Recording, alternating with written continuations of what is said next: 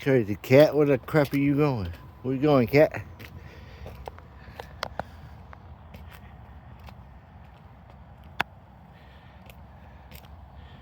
Ain't nobody here that much. Everybody going to work. Yeah.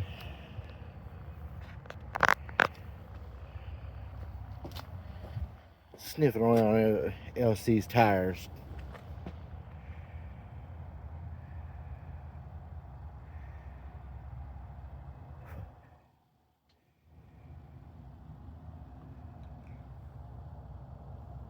I went and checked the mail. Brought it back to the house. Mom was at her friend's house. She spent the night over there. Said something about a sleepover. That was weird. She's 50 something. She's 58 years old and having sleepovers. I wonder what 58-year-olds do at sleepovers. Two women. Okay, I really don't want to know, really.